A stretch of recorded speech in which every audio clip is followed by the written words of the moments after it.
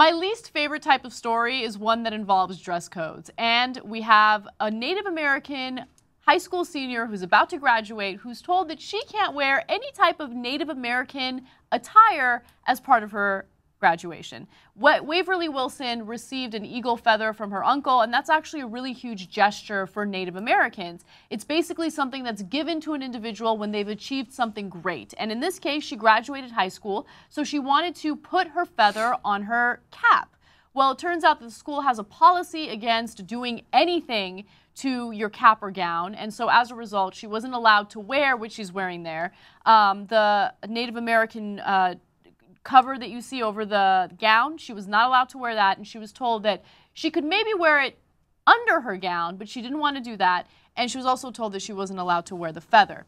So the principal of the school was actually interviewed about this, and she says, "I'm sorry, but the eagle feather cannot be worn on the outside of the gown or the cap as per district policy. I have had students in previous years ask the same question, and the answer has been the same." Now, earlier this year, school districts in Oklahoma and North Dakota also told Native American students they could not wear eagle feathers at their commencement ceremonies.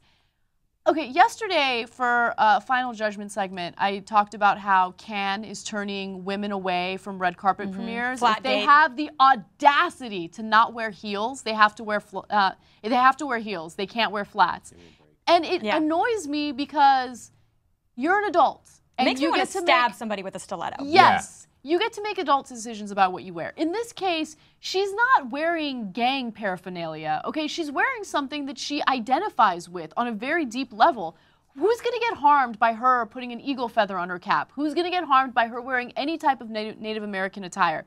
I don't get the dress code thing. I get it when it is distracting, when it causes harm to other students. In this case, that's not happening, so just let it go. Yeah, completely. I'm not surprised by this at all. It seems as if Native Americans are one of those last groups that it's okay to openly discriminate against, and you're just going to be fine. I mean, that's the nature of our history of our country, where, you know, we took their land, and now we're just going to continuously say, you can't represent yourself, because as an African American, I can tell you that if there was something that was in the African culture that I wanted to wear at graduation, I promise you my white principal would have had a little bit of an issue of telling me no, just because you would have been a little bit nervous of pushing that line. But with a Native American, no, of course you can't wear your feather. And it's just ridiculous and disgusting. Yes, because that community is truly powerless in so many ways in this country. But, you know, I just think, like you said, dress codes are so dogmatic, so antiquated, so backwards. Like, this is a nuanced situation. We are adults. I would hope that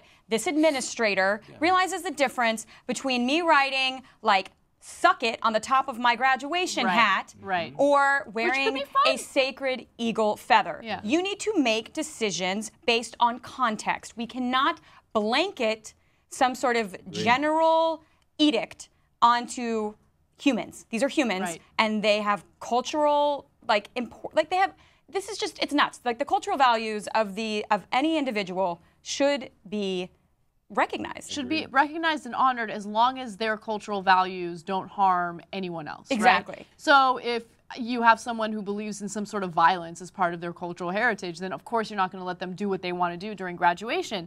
But in this case, I think that it perfectly highlights how the school systems in America are the epicenters of zero tolerance policies, right? Blanket statements, blanket policies for everything, because they don't want to use human judgment. No one wants to make a decision or have an opinion that might be deemed it's extra work, and they're also worried about making the wrong decision. And if they make the wrong decision, they could lose their jobs. So it's much easier for everything to be vanilla. Everything needs to be the same. No one's allowed to think outside the box, which goes against the whole point of an education system.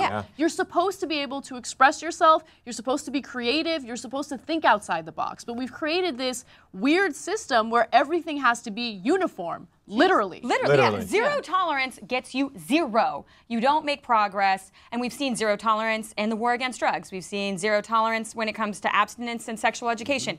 None of these things work. They end in chlamydia outbreaks in high schools, you know, and in this case, like, you can draw a correlation between, you know, the fact that just zero tolerance in general never gets us anywhere. I would have loved to have heard that the students would have rallied around and supported her.